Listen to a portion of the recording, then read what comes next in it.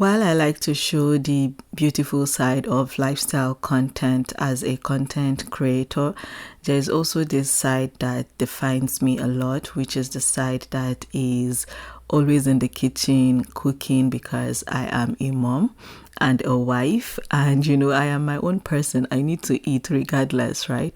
But I have my favorites, and being in what I would call a blended family of different tribes and cultural background, not every meal I make is going to be something that the mister would know how to eat, and not every meal of his I would know how to eat. But over the years, 11 years is no beans, we've been able to blend properly our culture, our traditions, and a lot of things that makes us us. And more than that, you all have also asked that you want to see cooking videos on this channel, which is almost like far off what we are used to seeing, but I always show maybe sometimes when I cook in my videos, and I think that is what has informed you people's decision. So hey everyone, welcome back to my channel. My name is Jamila, and I am here to share with you all a traditional meal from the northern part of Nigeria, which is called Talia Maija.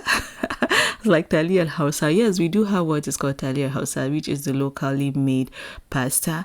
But I live in the West, and bringing those things in can be a little bit difficult since we don't travel all the time. But I found a better alternative, which is the noodles you people saw in the previous clip. And ever since I found this, I became happier than normal. So every now and then I try to make this, and it is loved in my household. The kids love it, most especially Kairia. The mister also loves it because they love pepper. He's from the part of Nigeria that love pepper, he's Yoruba, so he loves pepper. So, and the manja, the oil, we know Yoruba people, no stereotyping, but we know Yoruba people for their pepper and their oil loving meals. So that is one thing that makes this easy for him to eat. And I always make food like this in small portions, and once I make it, it satisfies my cravings and I forget it. Next time I move on to what I'm craving again and I make it. So I'm not here to show you all the details, what to do and what not to do. However, you see that pasta that I showed in the earlier clips, if you find it, get it, it will give you that near home Talia Hausa experience. But how I make mine is not far from how it is done. I just owned it a little bit by adding things that I love, but the basic ingredient is for you to have this pasta or this kind of talia, and you need atarugu, you need lots of onions, and you need palm oil. If you don't take palm oil, it's okay, you can switch up with whatever kind of oil that you use. And one thing with the talia is that it tends to be sticky if you're not being careful. So I always use ice blocks to kind of stop the cooking process and also the heat. So when you heat up your palm oil, you add your pepper. I added my pepper, and I went in with my onions and my proteins. I used dry fish here. This dry fish, I got it from Nigeria, and oh my goodness, it is one of the most flavorful dry fish I've had in a very long while. It was gifted to me by Amina, the Mr. older brother's wife, my sister's wife. She gifted it to me, and it is so rich. She's from Kogi State, Lokoja or Igala. She's Igala, so I think they are known for their fishes, and it blew my mind. So I also added shrimp to mine, and after I cooked for 2 minutes, I decided to bring it out, and so it doesn't cook too much, because if it cooks too long, when you cook shrimp for too long, it becomes rubbery. And when I mean rubbery, like stretchy, like you're eating rubber. Basically that's what it is. So you don't cook shrimps for too long, and you don't also need a lot of water, even though this pasta or this our local pasta is supposed to be moist. You also don't need a lot of water because of how quickly it cooks.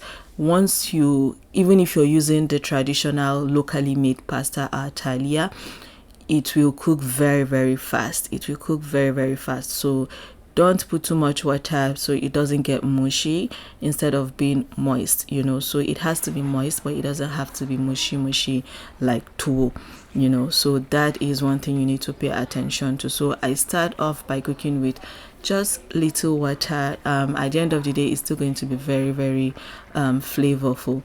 So once my fish was cooked a little bit, I added the pasta. One thing I do with my cooking style is that I love to let my things, my protein cook halfway, then I add my, whether it's jollof rice or anything, I add my pasta or my rice so that it can cook together and infuse properly. Then there's this thing I always do in my cooking. I do finishing, and finishing would be me using crayfish, like you saw here, crayfish to adjust the salt and Maggi or seasoning taste. I also use paprika here, and it could be any spice or of my choice, you know. I used paprika just to adjust the color a little bit, and then I added extra palm oil because I love the taste of raw palm oil, and that is what I did there. And once I did that, I went in with my spinach, because at this point, if my pasta is cooked, but the good thing about this pasta is that it doesn't get mushy, and that is why it's easier to use more than the locally made one. One thing about my childhood is that I actually do know how to make this local pasta because my mom used to make it when we were kids.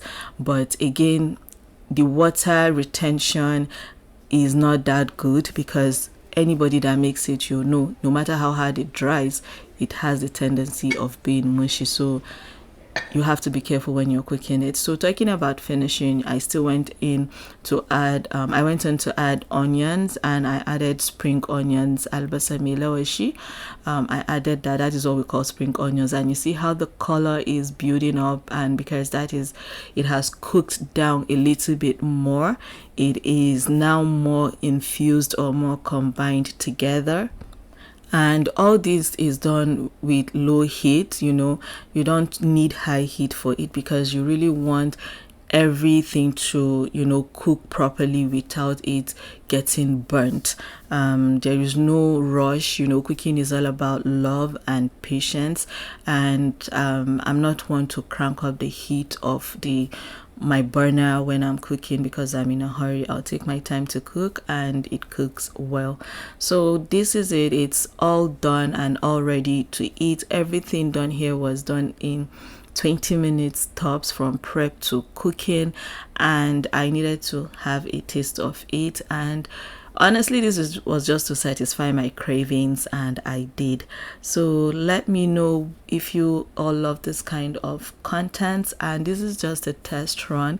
However this video performs will determine when next I'm going to bring a cooking video, because it's a lot of work to film, to edit, and I edited this a long time ago, but I just decided to upload it for you all today so that you have something to give yourself a treat. You know, it's weekend, so enjoy your weekend, have a restful one, and give yourself that treat that you've always wanted. This tasted so yum. As I'm doing this voice note again, I'm salivating all over again, and that is how much I am so in tune with traditional meals. And let me know, have you had something like this? Even if you're not Hausa, if you have had something like this, let me know in the comment section, and see you all in my next video. Bye and stay blessed.